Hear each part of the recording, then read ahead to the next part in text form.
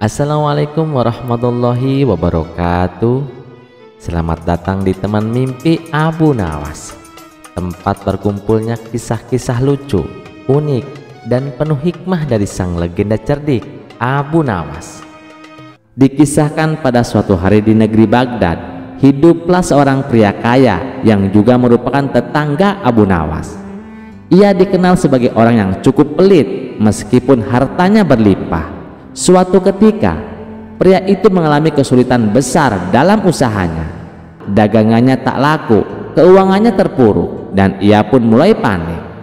Dalam keputusasaannya, ia mengangkat kedua tangannya dan berkata, "Ya Allah, jika Engkau menolongku keluar dari kesulitan ini, aku berjanji akan menyembelih seekor kambing terbaik dari kandangku sebagai bentuk syukur dan nazar." Tak lama kemudian, keajaiban terjadi. Perlahan usahanya membaik, pelanggannya kembali berdatangan, dan dagangannya laris manis. Pria itu pun kembali hidup makmur seperti sedia kala. Namun saat waktunya menunaikan nazar, hatinya mulai goyah. Sayang sekali, kambingku yang gemuk itu harganya mahal dan dagingnya banyak. Kalau aku sembelih, aku bisa rugi besar, gumamnya. Ia pun mengambil jalan pintas.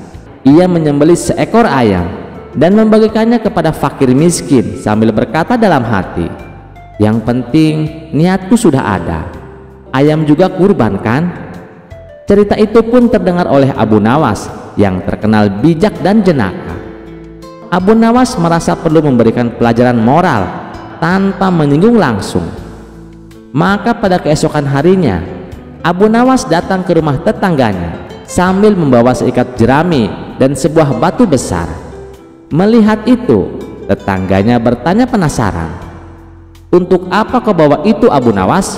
tanyanya. Abu Nawas menjawab santai, "Aku hanya ingin membakar rumahmu." Tetangganya terkejut, "Apa? Kenapa Abu Nawas? Apa salahku?" Abu Nawas tersenyum, "Tenang, aku tidak sungguh-sungguh membakar rumahmu. Aku hanya akan membakar jerami ini di atas batu. Anggap saja sebagai simbol niatku." Tetangganya marah, "Itu tidak masuk akal. Kalau kamu niat membakar rumahku, ya harus benar-benar rumahku. Jangan main-main begitu." Abu Nawas tertawa, "Loh, bukankah kamu juga begitu? Kamu bernazar akan menyembelih kambing, tapi malah menyembelih ayam. Apa bedanya dengan aku yang berniat bakar rumahmu, tapi cuma membakar jerami di atas batu?" Jawab Abu Nawas tertawa. Mendengar itu, tetangganya terdiam. Ia malu karena tersindir dengan cara yang sangat halus namun tepat sasaran. Akhirnya, ia berkata, "Kau benar Abu Nawas. Aku telah ingkar terhadap nazarku. Aku akan menyembelih kambing seperti yang telah aku janjikan." Dan benar, beberapa hari kemudian terdengar kabar bahwa si tetangga menyembelih kambing gemuknya dan membagikan dagingnya kepada fakir miskin di seluruh Baghdad. Pesan dari cerita ini, nazar bukan mainan. Itu adalah janji kepada Allah yang wajib ditepati. Menukar nazar dengan yang lebih ringan, hukumnya tidak sah kecuali dalam kondisi darurat dan tetap harus mengganti sesuai dengan yang dijanjikan. Ketulusan dalam beribadah lebih utama daripada mencari-cari celah untuk mengurangi kewajiban. Tak pernah habis akal licik Abu Jahal dalam usahanya mencelakai Abu Nawas. Entah apa yang sebenarnya diinginkan Abu Jahal kali ini. Ia kembali melancarkan fitnah baru. Siang itu, ia menghadap baginda raja dan dengan penuh keyakinan ia berkata, "Tuanku, Abu Nawas kini menjadi dukun dadakan." Raja tentu saja terkejut mendengar tuduhan itu. Namun belum cukup sampai di situ. Sepulang dari istana, Abu Jahal terus menyebarkan kabar tersebut kemana-mana. "Wahai para warga, Abu Nawas kini dukun, bahkan tindakannya sudah mengarah pada kekafiran," katanya, berusaha meyakinkan setiap orang yang ditemuinya. Fitnah itu pun menyebar cepat, terutama di kalangan orang-orang yang memang sejak lama tidak menyukai Abu Nawas. Dengan penuh kemarahan, mereka mendatangi rumah Abu Nawas.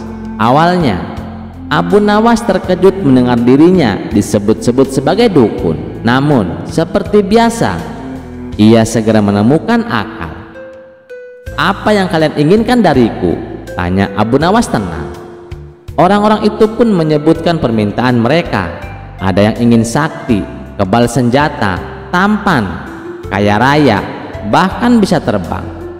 "Ah, kalian datang terlambat," kata Abu Nawas pura-pura serius. "Aku memang sudah memberikan beberapa jimat pada orang lain, tapi menurut arwah nenek moyang yang merasukiku, jimat-jimat itu hanya bisa dibagikan pada malam hari." Ia melanjutkan, "Datanglah tengah malam dan aku akan memberikannya." Orang-orang itu pun gembira bukan main. Tepat tengah malam, mereka berdatangan berbondong-bondong. Di ruang tamu, Abu Nawas duduk bersila layaknya seorang dukun. Satu persatu mereka maju dan menerima jimat berupa batu kerikil hitam. "Ini adalah batu dari arwah nenek moyangku," kata Abu Nawas penuh wibawa. "Siapapun yang menyimpannya akan mendapatkan keberuntungan, kekayaan, ketampanan, kekebalan, dan segala yang kalian inginkan." Orang-orang itu pun mempercayainya. Lalu dengan suara lantang, Abu Nawas berkata, "Sebentar lagi akan muncul dukun lain yang katanya lebih hebat dari aku. Saat kalian bertemu dengannya, lemparkan batu itu ke arahnya dan ucapkan keinginan kalian, maka keinginan itu akan terkabul." Mendengar penjelasan itu, mereka pun menggenggam erat batu hitam di tangan masing-masing, siap mewujudkan impian mereka. Beberapa bahkan menyodorkan amplop berisi uang sebagai ucapan terima kasih, tapi Abu Nawas menolaknya dengan halus. Setelah semua orang pulang, Abu Nawas merenung. Ia yakin Abu Jahal lah biang dari fitnah ini. "Baiklah," katanya dalam hati, "siapa menggali lubang, dia sendiri yang akan jatuh ke dalamnya." Hari demi hari, nama Abu Nawas sebagai dukun sakti semakin terkenal. Banyak orang datang dan memberinya uang, tapi ia selalu menolaknya sambil berselorong. "Sekarang hamba lebih kaya dari Baginda Raja. Sekeranjang uang emas hamba terima setiap hari hanya karena jadi dukun." Berita itu pun sampai ke telinga Abu Jahal. Ia marah besar. "Kurang ajar, maksudku agar Abu Nawas dijauhi rakyat dan raja, kok malah jadi kaya raya?" Dengan hati yang penuh iri, Abu Jahal akhirnya memutuskan untuk meniru Abu Nawas. Ia menyuruh orang-orangnya menyebarkan kabar bahwa dirinya kini menjadi dukun hebat. Kabar itu pun sampai ke telinga orang-orang yang sebelumnya menerima batu jimat dari Abu Nawas. Ketika Abu Jahal keluar dengan pakaian ala dukun dan berdiri di halaman rumah, orang-orang itu sudah siap. Mereka berbondong-bondong datang, lalu secara serempak mengeluarkan batu kerikil hitam dan melemparkannya ke arah Abu Jahal sambil berteriak, "Aku ingin kaya, aku ingin kebal, aku ingin gagah dan tampan." Abu Jahal panik bukan main. Iya, sahutnya sambil berusaha menghindari lemparan batu. Ia lari terbirit-birit masuk ke dalam rumah. Sementara orang-orang terus melempari rumahnya sambil bersorak-sorai. Setelah puas, mereka pulang dengan wajah gembira. Tinggallah Abu Jahal yang bingung dan heran. Mengapa bisa dirinya malah dilempari? Dari kejauhan, Abu Nawas hanya tersenyum. Ia bukan senang melihat Abu Jahal dipermalukan, tapi ia berharap kejadian itu bisa menyadarkan sang menteri agar berhenti menyebarkan kebencian dan fitnah. Kisah selanjutnya.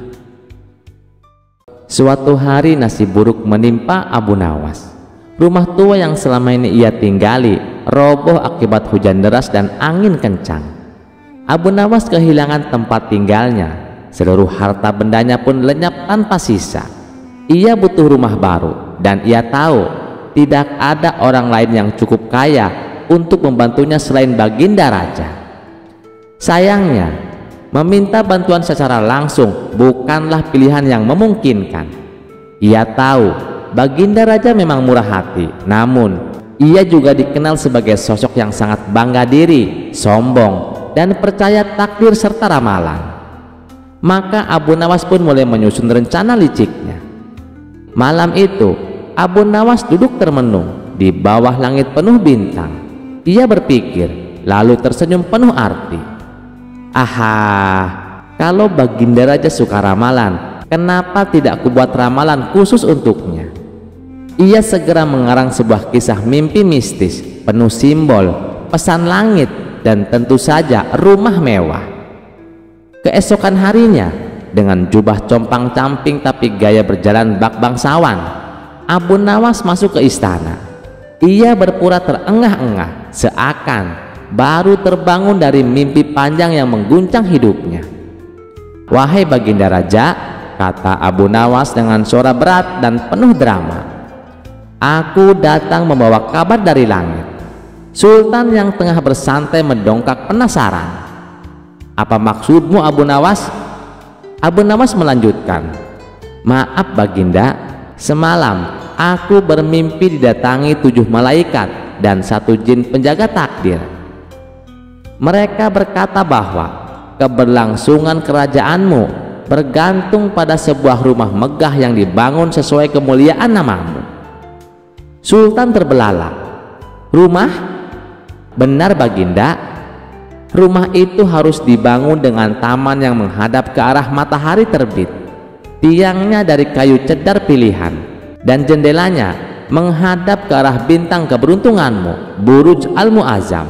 Jika tidak, wahai Baginda, rezekimu akan menurun dan kerajaan bisa kehilangan kejayaan." Abu Nawas menghela napas dalam-dalam, lalu menatap lurus pada Baginda Raja. Dan anehnya, rumah itu bukan untuk Baginda, melainkan harus dibangun untuk seorang wakil rakyat yang mewakili kebijaksanaan dan kecerdikan bangsa. Sultan yang suka disanjung pun langsung merasa bahwa ini adalah panggilan takdir. "Dan orang itu yang kau maksud adalah dirimu sendiri, Abu Nawas?" tanya Baginda Raja. "Aku tidak berani berkata begitu Baginda," jawab Abu Nawas sambil menunduk rendah. "Namun dalam mimpi itu Baginda, malaikat menyebut namaku 3 kali." Baginda terpesona. Dalam benaknya, mimpi itu bukan hanya ramalan, itu adalah perintah langit. Ia merasa bangga, bahkan surga mempercayainya untuk menjaga takdir kerajaan melalui pembangunan rumah mewah untuk Abu Nawas. "Baiklah," kata Baginda mantap, "panggil arsitek terbaik." "Baiklah," kata Baginda mantap, "panggil arsitek terbaik, bangun rumah sebagaimana yang digambarkan Abu Nawas."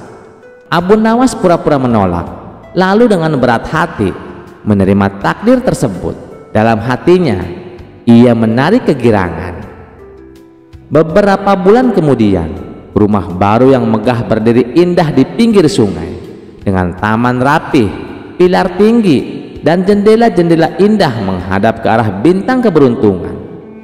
Abu Nawas tinggal di dalamnya dengan nyaman tanpa mengeluarkan 1 keping pun uang, dan Baginda Raja, ia masih tersenyum bangga mengira dirinya telah menyelamatkan nasib kerajaan. Masyarakat Baghdad pun hanya bisa menggeleng-geleng kepala sambil berkata, "Abu Nawas lagi-lagi menang." Dan yang ia tipu kali ini tidak lain adalah sang penguasa sendiri. Kisah ini kembali membuktikan bahwa kecerdikan dapat mengalahkan kekuasaan. Dengan 1 mimpi palsu dan sejuta kepandaian, Abu Nawas berhasil mendapatkan rumah mewah tanpa harus membayar. Sementara Baginda Raja yang terlalu percaya pada mimpi dan sanjungan menjadi korban dari permainan sang penipu ulung. Apakah Abu Nawas akan terus berhasil dengan tipu dayanya? Mari kita simak kisah selanjutnya. Dikisahkan suatu hari Abu Nawas dipanggil ke istana. Saat memasuki istana, Abu Nawas dihebohkan para pejabat kerajaan, sudah berkumpul dengan wajah tegang di ruang utama istana. "Ada apa ini? Apa yang terjadi?" tanya Abu Nawas. Salah satu penasehat mendekat dan berbisik, "Abu Nawas, ini darurat. Baginda Raja sekarat." Mendengar itu, senyum Abu Nawas perlahan memudar. Ia melangkah ke ruang peraduan raja dan terkejut melihat sang baginda terbaring lemah. Tubuhnya dingin seperti salju, wajahnya pucat, dan suaranya nyaris tak terdengar. Hanya matanya yang terbuka menatap kosong ke langit-langit. Tabib, penyihir istana, dan para ulama sudah mencoba segalanya, tapi hasilnya nihil. Timpal penasehat yang lain. "Apa penyebabnya?" tanya Abu Nawas serius. Salah satu tabib menjawab pelan, "Sebuah kutukan kuno dilemparkan oleh seorang dukun sakti yang tersinggung oleh raja dalam debat terbuka. Ia menyimpan dendam dan mengutuk baginda secara halus tapi mematikan. Tak ada obat untuk ini," sambungnya. Abu Nawas hanya tersenyum tipis lalu berbisik, "Kalau sihir yang menanam, maka akal yang akan mencabutnya." Dalam hati ia menggumam, "Pasti dukun tua jelek itu lagi. Tak kapok-kapok juga main-main kutuk-kutukan." Pada malam harinya Abu Nawas bergerak cepat. Ia mengenakan jubah hitam lusuh, menyamar sebagai utusan istana. Dengan tongkat kayu tua dan langkah mengendap-endap, ia menuju hutan angker tempat sang dukun tinggal, di sebuah gubuk reot yang diselimuti kabut, yang dimana burung hantu pun ogah singgah. Setibanya di sana, ia mengetuk pintu dengan pelan. Tok, tok, tok. Pintu terbuka dan keluarlah sang dukun. Rambut acak-acakan, mata menyala merah, dan mulutnya komat kamit membaca mantra. "Apa kau datang untuk memohon belas kasihan?" tanya sang dukun dingin. Abu Nawas membungkuk rendah dengan suara pelan tapi meyakinkan. Ia berkata, "Bukan Dukun Agung, justru aku membawa kabar baik. Sang raja sangat berterima kasih atas kutukanmu. Semenjak itu, beliau menjadi lebih tenang, bijak, bahkan katanya tidur lebih nyenyak dari sebelumnya." Sang dukun memicingkan mata. "Apa maksudmu?" "Beliau malah ingin memberikan hadiah emas dan jabatan penasihat kerajaan kepadamu, karena katanya kutukanmu membawa perubahan besar dalam dirinya." Sang dukun terdiam beberapa saat, lalu tertawa terbahak-bahak. "Apa? Jadi kutukanku malah membuatnya bahagia?" Dengan wajah merah padam, sang dukun mengangkat tangan dan berteriak, "Kalau begitu, aku cabut kutukannya, biar dia kembali ke sifat aslinya yang menyebalkan itu. Lihat apakah dia masih bisa tenang." Begitu mendengar itu, Abu Nawas buru-buru pamit dengan pura-pura panik, lalu melesat pulang ke istana. Dalam hati ia menyengir puas. "Terima kasih dukun, kau terlalu mudah dipancing." Keesokan harinya, raja bangun dari tidurnya. Tubuhnya mulai hangat, wajahnya cerah, dan suaranya kembali lantang. "Abu Nawas," panggilnya. "Kemarilah sang penyelamatku." Abu Nawas datang dengan langkah ringan dan wajah kalem. Sang raja memeluk erat Abu Nawas. "Bukan sihir, tapi akalmu yang menyelamatkanku," katanya. Abu Nawas hanya tersenyum dan berkata, "Kadang yang kita butuhkan bukan pedang atau mantra, tapi satu kalimat yang tepat di waktu yang tepat." Kisah selanjutnya. Pada suatu hari yang tenang di kota Baghdad, rakyat menjalani harinya seperti biasa. Para pedagang sibuk menjajakan barang dagangannya di pasar, anak-anak bermain di jalanan, dan para ulama berdiskusi tentang ilmu pengetahuan.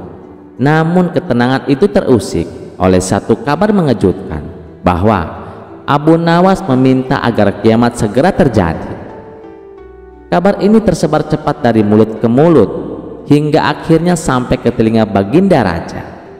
"Apa maksud orang itu?" tanya sang raja dengan dahi berkerut. "Kiamat? Bukankah itu urusan Tuhan?" Para menteri pun mengangguk, namun tidak ada satupun yang bisa menjelaskan alasan permintaan Abu Nawas tersebut. Akhirnya raja memerintahkan agar Abu Nawas segera dihadapkan ke istana. Di hadapan raja dan para penasihatnya, Abu Nawas tetap tenang, bahkan wajahnya terlihat sedikit riang seperti biasa. "Abu Nawas," kata raja dengan nada serius, "benarkah kau meminta agar kiamat terjadi sekarang juga?" Abu Nawas membungkuk hormat dan menjawab, "Benar tuanku, hamba memohon agar kiamat terjadi secepatnya." Ruangan istana menjadi hening dan raja menyipitkan mata. "Apakah kau sudah gila, Abu Nawas? Apa alasannya hingga kau menginginkan kehancuran dunia dan seluruh isinya?" Abu Nawas menghela napas panjang, lalu mulai bercerita. "Ampun tuanku, beberapa waktu yang lalu hamba berkeliling desa-desa di pinggiran kota. Hamba melihat banyak rakyat miskin yang kelaparan, anak-anak tanpa pakaian layak, dan para petani yang dipaksa menyerahkan hasil panennya kepada para tuan tanah yang tamak. Bahkan beberapa di antara mereka sampai menjual anak-anaknya untuk melunasi hutang." Raja tertegun.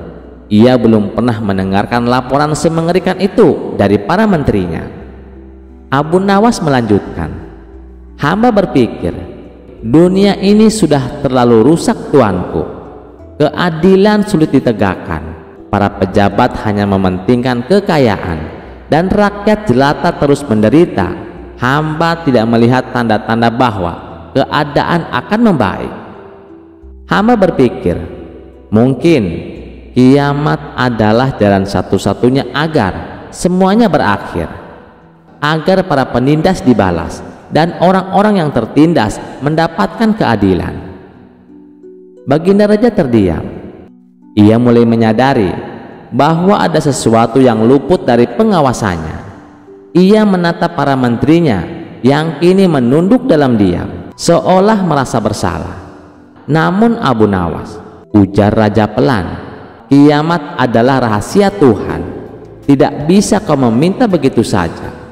Abu Nawas mengangguk. "Hamba tahu tuanku, tapi bukankah sebagai hamba yang lemah, hamba boleh memohon? Siapa tahu Tuhan mengabulkan doa seorang rakyat kecil seperti hamba ini." Ucapan itu terdengar seperti sindiran yang halus namun tajam. Raja memahami maksudnya. Abu Nawas tidak sungguh-sungguh menginginkan kiamat. Ia hanya ingin menyampaikan pesan bahwa dunia sudah terlalu tidak adil dan para penguasa telah lalai. Setelah merenung sejenak, Baginda Raja berdiri dari singgasananya. "Abu Nawas," katanya tegas, "aku berterima kasih karena engkau telah membuka mataku. Aku tidak akan membiarkan rakyatku hidup dalam penderitaan seperti itu." Raja pun memerintahkan para menteri diturunkan ke desa-desa untuk melihat langsung kondisi rakyat. Tuan-tuan tanah yang menindas ditangkap dan diadili. Gudang makanan kerajaan dibuka untuk diberikan kepada rakyat miskin. Dan yang paling penting, dibentuk tim khusus untuk mengawasi keadilan sosial di seluruh negeri. "Mulai hari ini," lanjut raja, "aku ingin negeri ini menjadi tempat di mana keadilan ditegakkan. Jangan sampai rakyat memohon kiamat karena kita para penguasanya lalai menjalankan amanah." Abu Nawas tersenyum dan membungkuk hormat. "Hamba tidak pernah benar-benar ingin kiamat terjadi tuanku. Hamba hanya ingin melihat keadilan turun ke bumi seperti turunnya hujan yang menyuburkan tanah tandus." Raja mengangguk lalu berkata, "Kau memang gila Abu Nawas, tapi gila yang sangat waras. Seluruh ruangan tertawa lega, ketegangan sirna, dan hari itu kerajaan memulai perubahan besar demi kesejahteraan rakyatnya. Kisah selanjutnya. Suatu hari Baginda Raja punya niat merayakan pesta hari jadi kerajaan. Raja berniat untuk merayakan pesta bersama dengan rakyatnya, dan hari yang dinanti pun telah tiba. Rakyat telah berkumpul di depan istana kerajaan. Setelah beberapa saat rakyat menunggu, akhirnya sang raja menyampaikan pidatonya. "Wahai rakyatku, dengarkanlah. Hari yang penuh bahagia ini, aku akan memberikan hadiah kepada fakir miskin. Bukan hanya itu saja, aku juga akan memberikan pengampunan bagi para tahanan, yaitu berupa keringanan hukuman. Bagi mereka yang telah menjalani hukuman penjara, akan mendapatkan potongan masa tahanan setengah dari sisa hukuman yang akan dijalani." Mendengar itu, rakyat sangat gembira dan bersuka cita, diiringi riuhnya tepuk tangan.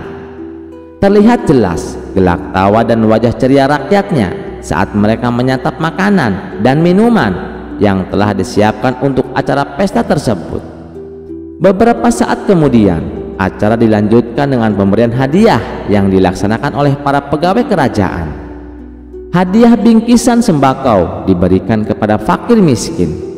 Setelah semua fakir miskin mendapatkan bagiannya, kemudian Baginda Raja memanggil para tahanan satu persatu. Giliran pertama jatuh kepada seorang tahanan yang bernama Sofyan. Maka raja mengajukan pertanyaan, "Siapa namamu?" tanya sang raja. "Nama hamba Sofyan Paduka yang mulia," jawab tahanan tersebut. "Sofyan, berapa lama hukuman yang telah divonis untukmu?" tanya Baginda Raja. "Hamba divonis selama 2 tahun penjara Paduka yang mulia," jawab Sofyan. "Berapa lama kamu sudah melewati hukuman itu?" tanya raja kembali. "Hari ini terhitung 1 tahun Baginda yang mulia," jawab Sofyan. "Wahai Sofyan, ketahuilah, karena hari ini adalah hari bahagia untuk semua rakyat Baghdad, maka sisa hukumanmu yang tinggal 1 tahun aku potong setengahnya, jadi kamu hanya akan menjalani 6 bulan penjara," ujar Baginda Raja. "Terima kasih Paduka yang mulia," jawab Sofyan dengan penuh gembira. Selanjutnya tahanan kedua dipanggil menghadap Baginda Raja. "Siapa namamu?" tanya Baginda Raja. "Nama saya Ali Paduka yang mulia." "Wahai Ali, berapa tahun hukuman yang telah dijatuhkan kepadamu?" Dengan wajah sedih Ali pun menjawab, "Hamba divonis hukuman seumur hidup hamba Paduka yang mulia." Jawaban Ali membuat Baginda Raja bingung. Bagaimana cara memutuskannya, sedangkan ia sudah berjanji akan mengurangi setengah dari sisa hukuman yang akan dijalani. Akan tetapi Baginda Raja tidak tahu kapan Ali akan meninggal. Dalam kebingungan itu, tiba-tiba Baginda Raja teringat si cerdik Abu Nawas. Ia pasti bisa menyelesaikan masalah yang rumit ini. "Prajurit, panggil Abu Nawas ke istana secepatnya," perintah Baginda Raja. Tidak berapa lama, Abu Nawas yang juga ikut hadir di acara itu segera maju ke depan untuk menghadap Baginda Raja. "Wahai Abu Nawas, aku sebagai raja kalian harus bertindak adil terhadap keputusanku. Aku harus memberi keringanan hukuman kepada Ali. Namun, bagaimana aku tahu sisa umur Ali sekarang? Beri aku nasihat terbaikmu. Bagaimana cara mengampuni Ali terkait sisa masa tahanannya?" pinta sang raja. Sejenak Abu Nawas terdiam. Ia pun juga merasa bingung, sebab tidak ada seorang pun yang bisa tahu kematian orang lain. Jangankan kematian orang lain, kematiannya sendiri pun tidak akan bisa tahu, karena itu sudah menjadi rahasia Allah.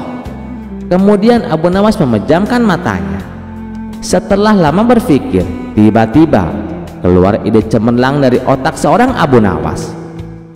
"Saya tahu caranya Baginda yang mulia, itu mudah saja." Seketika Baginda Raja langsung kegirangan. "Apa itu caranya? Cepat katakan," desak Baginda Raja. "Paduka tahu kan cara berpuasa Nabi Daud?" tanya Abu Nawas. Iya, saya tahu. Sehari berpuasa, sehari tidak. Sekarang puasa, besoknya tidak. Besoknya puasa lagi, lalu besoknya lagi tidak puasa, dan seterusnya. Tapi apa hubungannya dengan solusi masalah ini? Tanya Baginda heran. Abu Nawas lalu menjelaskan, justru itu solusi yang tepat untuk Ali Baginda yang mulia. Sehari di penjara, sehari tidak. Sekarang di penjara, besoknya tidak, dan begitu seterusnya. Hal ini berlaku sepanjang hidup Ali. Baginda Raja pun tertegun dengan solusi yang Abu Nawas jelaskan. Kamu memang benar-benar cerdas, Abu Nawas. Sebagai rasa terima kasihku, kamu akan saya kasih hadiah sekantong keping emas. Setelah acara pesta bubar, Abu Nawas pun pulang dengan membawa hadiah dari sang raja. Kisah selanjutnya. Pada suatu hari, raja mengundang Abu Nawas dan istrinya dalam acara jamuan makan malam megah, memperingati 50 tahun pernikahan raja dan ratu. Undangan itu begitu istimewa, dan Abu Nawas tahu ia harus datang bersama istrinya, sang delima merah, wanita cantik bersahaja yang selalu mengenakan cadar. Aku ingin kau tampil anggun malam ini, istriku, kata Abu Nawas dengan lembut. Buatlah semua orang terkagum, tapi ingat, kecantikanmu adalah anugerah, bukan tontonan. Sang istri tersenyum manis, menuruti dengan anggun. Tak ada yang menyangka malam itu akan jadi awal dari kecanggungan besar di istana. Tibalah mereka di istana. Suasana megah, meriah, dan penuh canda tawa. Raja yang biasanya dingin dan berwibawa langsung berdiri saat melihat Abu Nawas datang. Tapi jelas bukan Abu Nawas yang menarik perhatiannya. Mata raja terpaku pada istrinya. Acara pun berlangsung lancar hingga tiba-tiba angin malam bertiup kencang dan tanpa sengaja menerbangkan cadar istri Abu Nawas. Seketika semua terdiam. Wajah sang istri yang elok terpampang jelas. Para tamu terkesima, termasuk sang raja. Tapi cepat-cepat Abu Nawas menutupi wajah istrinya lagi. Dengan tenang ia berkata kepada raja, Baginda, apa yang akan Anda lakukan jika melihat harta karun milik orang lain bersinar terang di depan mata? Raja tersenyum kecil dan menunduk. Tentu saya tak akan mengambilnya. Abu Nawas mendekat lalu berbisik, itulah kenapa Baginda, harta seindah ini saya simpan rapat, karena yang tak punya hak seringkali tergoda untuk berbuat serakah. Raja tersentak malu, tapi ia masih menahan diri. Beberapa hari kemudian, raja menyampaikan keinginannya untuk berkunjung ke rumah Abu Nawas. Hatinya tak tenang. Pesona istri Abu Nawas telah menghantui Baginda Raja. Walaupun tak berkata langsung, tapi gelagat raja jelas menandakan hasrat tersembunyi. Abu Nawas yang sudah curiga lalu berdiskusi bersama istrinya. Mereka menyusun rencana bukan untuk mempermalukan raja, tapi untuk menyadarkan dan mengajarkannya agar tak tergelincir oleh nafsu. Hari kunjungan tiba. Abu Nawas menyambut raja dan para pengawal dengan hangat. Di ruang tamu tersaji aneka kue cantik warna-warni dengan bentuk dan hiasan yang luar biasa menggoda. Silahkan Baginda, ucap Abu Nawas ramah. Ini semua buatan istri saya. Raja langsung menyantap. 1, 2, 3 hingga hampir semua dicicipi. Bentuknya berbeda-beda, ujar raja. Tapi rasanya hampir sama. Dari apa ini dibuat? Abu Nawas mendekat, lalu berbisik di telinga raja dengan senyum tajam. Dari labu Baginda. Bentuk boleh menipu mata, tapi rasa akan tetap sama. Sama seperti wanita, tak peduli secantik apa rupanya. Jika tujuannya hanya untuk dimiliki karena rupa, maka nilainya serupa labu. Cantik di luar, hambar di dalam. Raja tersentak, pipinya memerah, pandangannya kosong. Tiba-tiba semua rasa manis dari kue-kue itu berubah menjadi pahit. Ia meneguk air lalu menunduk diam. "Maafkan saya Abu Nawas, saya telah berlebihan." Abu Nawas tersenyum tenang. "Saya hanya ingin Baginda tahu bahwa yang tampak indah belum tentu bisa dimiliki, dan yang bisa dimiliki belum tentu pantas diinginkan." Sejak saat itu Raja Kapok menaksir istri Abu Nawas. Ia pun belajar menjaga mata dan hatinya dari niat yang tak pantas. Dan Abu Nawas, ia tetap menjadi penasihat yang setia, bukan hanya dengan kata-kata, tapi dengan pelajaran berbalut kebijaksanaan. Setiap kecantikan adalah anugerah, bukan milik umum. Kisah selanjutnya. Pada suatu pagi, di tengah hiruk-pikuk pasar Baghdad yang ramai oleh teriakan pedagang dan suara ayam jago yang tersesat, Abu Nawas melenggang santai sambil menawar seikat bawang merah. "Wahai pedagang bawang," kata Abu Nawas, "bawangmu ini lebih banyak kulitnya daripada isinya. Apakah ini bawang atau kertas yang dibentuk bulat?" Tawa pun meledak dari para pembeli yang lain. Si pedagang hanya geleng-geleng kepalanya sambil tersenyum kecut. Tapi sebelum sempat Abu Nawas menawar lebih jauh, tiba-tiba langit menjadi gelap sesaat dan angin wangi semerbak menyeruak dari arah utara. Di tengah pasar muncullah sosok bercahaya dengan jubah emas berkilauan dan mahkota permata di kepala. "Aku adalah Dewa Rezeki," suaranya menggema seperti petir. Semua orang berlutut, tapi tidak Abu Nawas.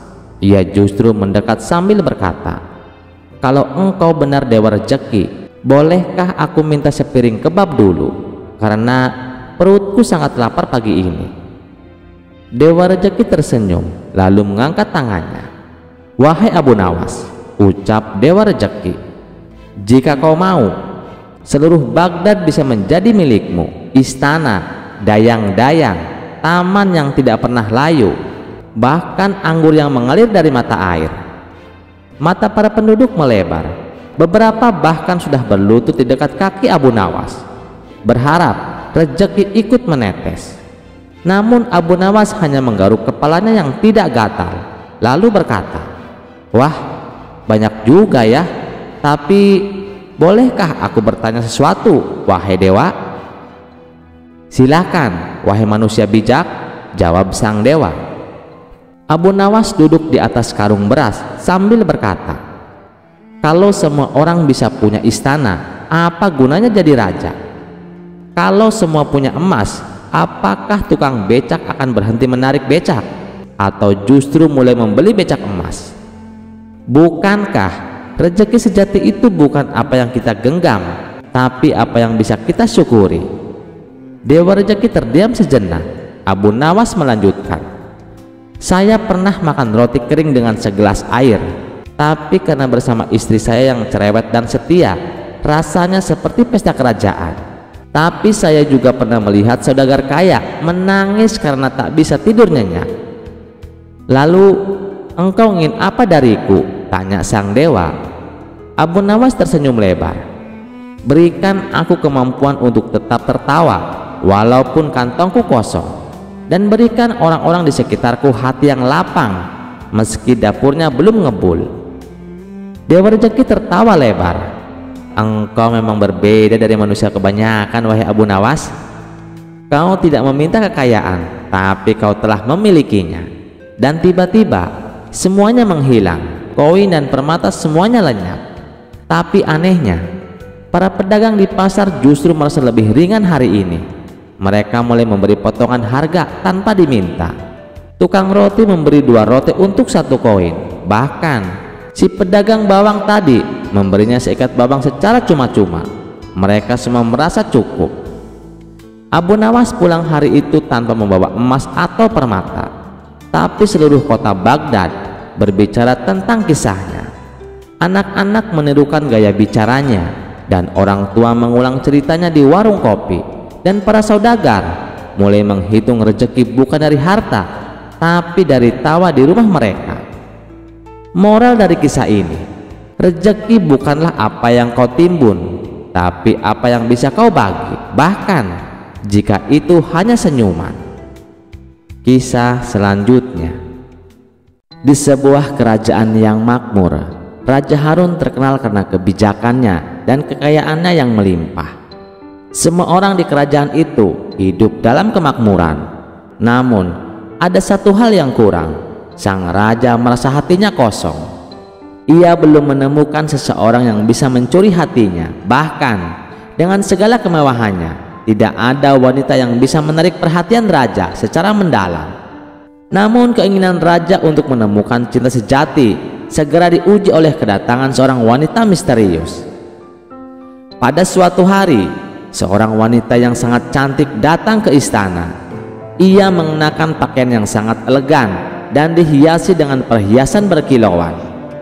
Kecantikannya membuat semua orang di istana terpana.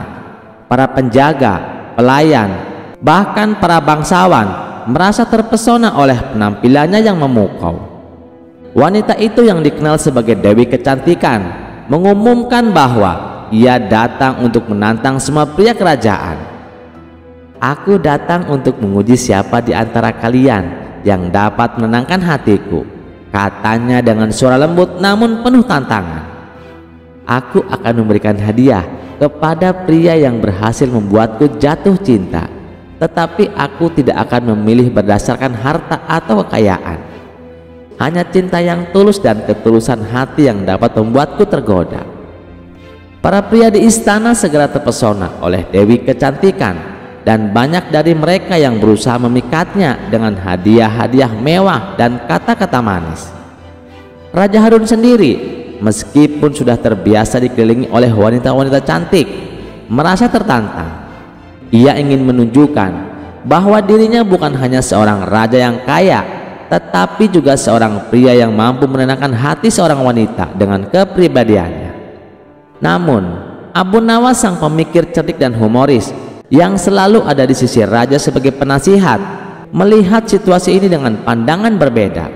Ia tahu bahwa tantangan ini lebih dari sekedar ujian kecantikan atau harta benda. Ini adalah ujian tantangan ketulusan, kecerdikan, dan bagaimana seseorang bisa menenangkan hati bukan dengan penampilan luar, tetapi dengan hati yang sejati. Abu Nawas merasa bahwa ia bisa mengalahkan semua pria di kerajaan yang berlomba-lomba mendapatkan perhatian Dewi Kecantikan, tetapi ia tidak ingin melakukannya dengan cara biasa. Dengan kecerdikan yang sudah terkenal, Abu Nawas memutuskan untuk menyamar. Ia mengenakan pakaian seorang pelayan rendah yang tidak mencolok dan menyusup ke dalam istana tanpa diketahui siapapun. Tujuannya jelas, ia ingin menunjukkan bahwa bukan kekayaan atau status yang bisa menenangkan hati Dewi Kecantikan, melainkan kecerdikan dan ketulusan hati yang sejati. Hari demi hari, Dewi Kecantikan menyaksikan para pria yang datang kepadanya dengan hadiah-hadiah indah dan pujian berlebihan. Namun, ia tetap merasa hampa. Semua usaha mereka hanya berfokus pada penampilan dan materialisme, dan tak ada yang berhasil menyentuh hatinya.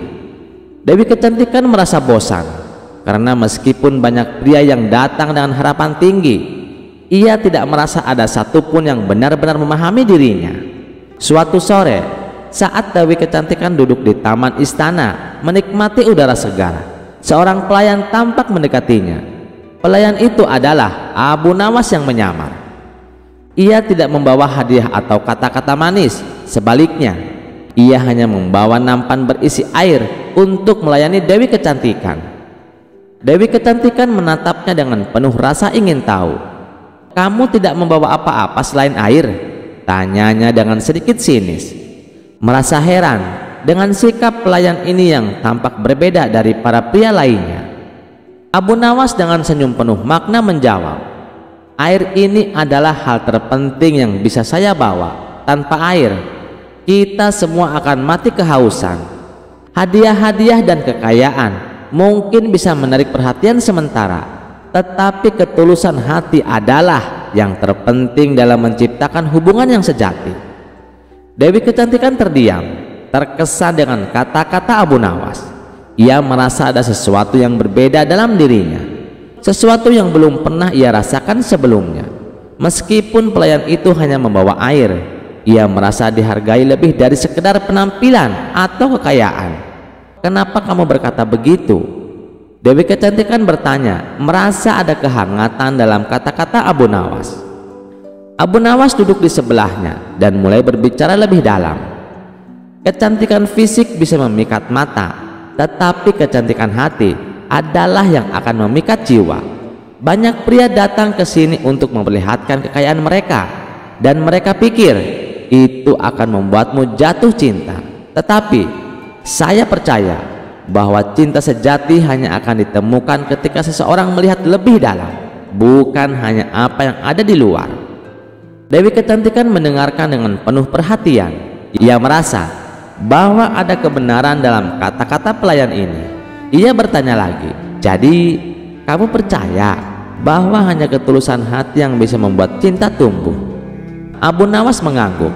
"Benar Tuan Putri, cinta sejati datang dari saling memahami, menghargai, dan memberi tanpa mengharapkan balasan.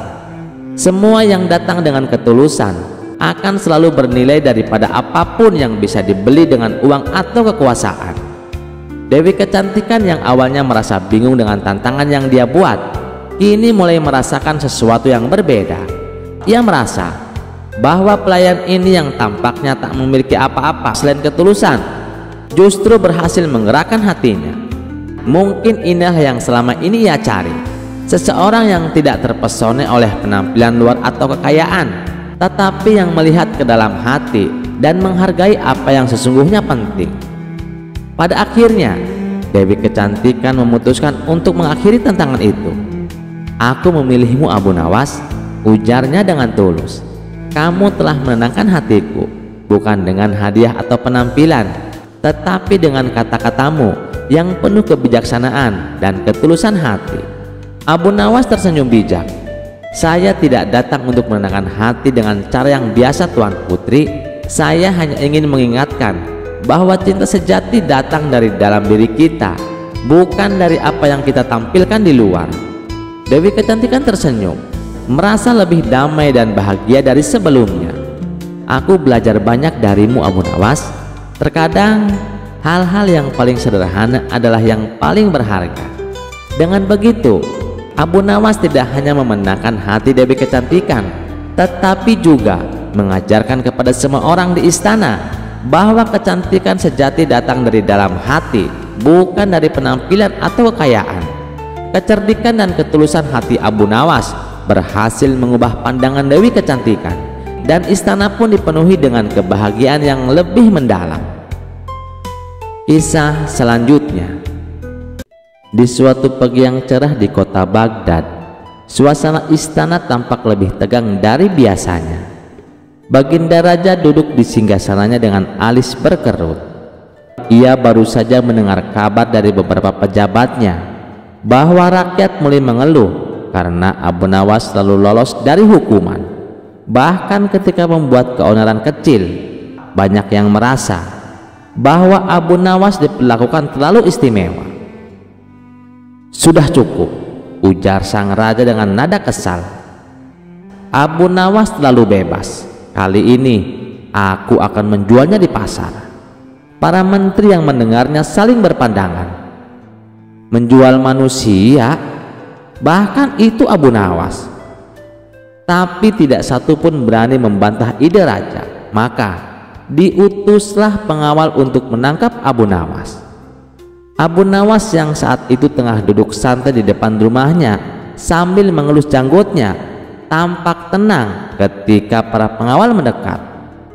"Abu Nawas, kau dipanggil raja," kata salah satu pengawal. Abu Nawas menyeringai. Ia pun langsung bergegas ke istana. Benar saja, sesampainya di istana, Baginda Raja berkata, "Abu Nawas, kau akan kujual di pasar, biar kau tahu rasanya menjadi budak." Abu Nawas mengangguk tenang. "Baiklah tuanku, asal harganya cocok dan tempatnya teduh. Raja makin kesal. Ia memerintah agar Abu Nawas diikat dan dibawa ke pasar esok pagi. Keesokan harinya, pasar Baghdad penuh sesak. Kabar tentang raja menjual Abu Nawas telah menyebar ke seluruh kota. Warga berkumpul dengan rasa penasaran. Pedagang, petani, pengemis, bahkan bangsawan berdatangan. Sang juru lelang dengan suara lantang membuka acara. Hadirin sekalian, hari ini atas perintah raja, kita akan melelang seorang budak istimewa, cerdas, licik, jenaka, dan sedikit menyebalkan. Inilah dia, Abu Nawas.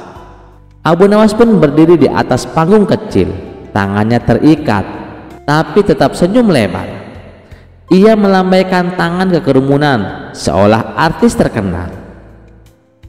"Siapa yang mau menawar?" teriak juru lelang. Seorang saudagar kaya mengangkat tangan. 50 dinar emas. 80, sahut pedagang kurma. 100 dinar, ujar seorang janda tua dengan suara lantang. Raja yang menyaksikan dari kejauhan terkekeh pelan, tapi yang terjadi kemudian membuatnya terkejut. Abu Nawas tiba-tiba berkata keras, "Tunggu, kalian semua harus tahu, siapapun yang membeli saya akan mendapatkan satu paket lengkap. Saya akan tinggal di rumah Anda, mengatur keuangan Anda, mengomentari makanan Anda, dan saya akan menuntut tidur di ranjang terbaik di rumah." Orang-orang mulai saling memandang. "Tunggu, belum selesai," lanjut Abu Nawas. "Saya juga mendengur dengan sangat keras, dan saya suka bernyanyi tengah malam." Kerumunan mulai tertawa. "Satu lagi," kata Abu Nawas dengan suara tenang, "saya punya kebiasaan unik. Saya selalu bertanya kenapa ini dan kenapa itu sepanjang hari. Saya akan membuat hidup Anda penuh filosofi atau frustasi." Saudagar yang menawarkan 100 dinar langsung mundur. Janda tua pura-pura batuk dan pergi. Pedagang kurma berbisik ke istrinya, "Untung belum dibayar." Raja terperanjat. "Apa maksudnya ini?" Juru lelang bingung. Apa ada yang masih ingin menawar?" Tiba-tiba Abu Nawas berseru, "Saya punya ide. Karena tidak ada yang mau membeli saya, bagaimana kalau saya yang akan membeli diri saya sendiri?" Orang-orang tertawa keras. Bahkan beberapa pengawal nyaris tak bisa menahan senyum. Abu Nawas lalu berteriak, "Aku tawar diriku sendiri 1 dinar perak." 2 dinar, kata seorang anak kecil ikut-ikutan. 5 dinar, dengan syarat aku tidak perlu pulang dengannya, canda seorang lelaki tua. Pasar berubah menjadi panggung hiburan. Baginda raja menutupi wajahnya dengan jubah antara malu dan tertawa. Abu Nawas memandang ke arah baginda raja lalu membungkuk, "Wahai tuanku, apakah kau sekarang ingin aku lanjut dijual atau aku kembali ke istana sebagai penasihat lucumu?" Raja akhirnya bangkit dari tempat duduknya dan berkata, "Cukup Abu Nawas, kau berhasil lagi mengubah hukuman menjadi pesta." Abu Nawas mengangkat alis. "Apakah itu berarti saya dapat bonus tuanku?" Raja tak kuasa menahan tawa. "Bawa dia kembali ke istana, tapi jangan diberi dia ranjang terbaik."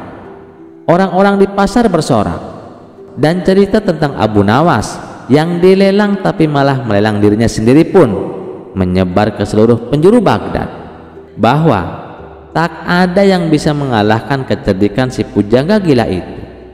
Kisah selanjutnya. Suatu hari baginda raja punya niat merayakan pesta hari jadi kerajaan. Raja berniat untuk merayakan pesta bersama dengan rakyatnya, dan hari yang dinanti pun telah tiba. Rakyat telah berkumpul di depan istana kerajaan. Setelah beberapa saat rakyat menunggu, akhirnya sang raja menyampaikan pidatonya. "Wahai rakyatku, dengarkanlah. Hari yang penuh bahagia ini aku akan memberikan hadiah kepada fakir miskin. Bukan hanya itu saja, aku juga akan memberikan pengampunan bagi para tahanan, yaitu berupa keringanan hukuman. Bagi mereka yang telah menjalani hukuman penjara akan mendapatkan potongan masa tahanan setengah dari sisa hukuman yang akan dijalani. Mendengar itu, rakyat sangat gembira dan bersuka cita, diiringi riuhnya tepuk tangan. Terlihat jelas gelak tawa dan wajah ceria rakyatnya saat mereka menyantap makanan dan minuman yang telah disiapkan untuk acara pesta tersebut. Beberapa saat kemudian, acara dilanjutkan dengan pemberian hadiah yang dilaksanakan oleh para pegawai kerajaan. Hadiah bingkisan sembako diberikan kepada fakir miskin. Setelah semua fakir miskin mendapatkan bagiannya, kemudian Baginda Raja memanggil para tahanan satu persatu. Giliran pertama jatuh kepada seorang tahanan yang bernama Sofyan. Maka raja mengajukan pertanyaan, "Siapa namamu?" tanya sang raja. "Nama hamba Sofyan Paduka yang mulia," jawab tahanan tersebut. "Sofyan, berapa lama hukuman yang telah divonis untukmu?" tanya Baginda Raja. "Hamba divonis selama 2 tahun penjara Paduka yang mulia," jawab Sofyan. "Berapa lama kamu sudah melewati hukuman itu?" tanya raja kembali. "Hari ini terhitung 1 tahun Baginda yang mulia," jawab Sofyan. "Wahai Sofyan, ketahuilah, karena hari ini adalah hari bahagia untuk semua rakyat Baghdad, maka sisa hukumanmu yang tinggal setahun aku potong setengahnya, jadi kamu hanya akan menjalani 6 bulan penjara," ujar Baginda Raja. "Terima kasih Paduka yang mulia," jawab Sofyan dengan penuh gembira. Selanjutnya tahanan kedua dipanggil menghadap Baginda Raja. "Siapa namamu?" tanya Baginda Raja. "Nama saya Ali Paduka yang mulia." "Wahai Ali, berapa tahun hukuman yang telah dijatuhkan kepadamu?" Dengan wajah sedih Ali pun menjawab, "Hamba divonis hukuman seumur hidup hamba Paduka yang mulia." Jawaban Ali membuat Baginda Raja bingung. Bagaimana cara memutuskannya, sedangkan ia sudah berjanji akan mengurangi setengah dari sisa hukuman yang akan dijalani. Akan tetapi Baginda Raja tidak tahu kapan Ali akan meninggal. Dalam kebingungan itu, tiba-tiba Baginda Raja teringat si cerdik Abu Nawas. Ia pasti bisa menyelesaikan masalah yang rumit ini. "Prajurit, panggil Abu Nawas ke istana secepatnya," perintah Baginda Raja. Tidak berapa lama, Abu Nawas yang juga ikut hadir di acara itu segera maju ke depan untuk menghadap Baginda Raja. "Wahai Abu Nawas, aku sebagai raja kalian harus bertindak adil terhadap keputusanku. Aku harus memberi keringanan hukuman kepada Ali. Namun, bagaimana aku tahu sisa umur Ali sekarang? Beri aku nasihat terbaikmu.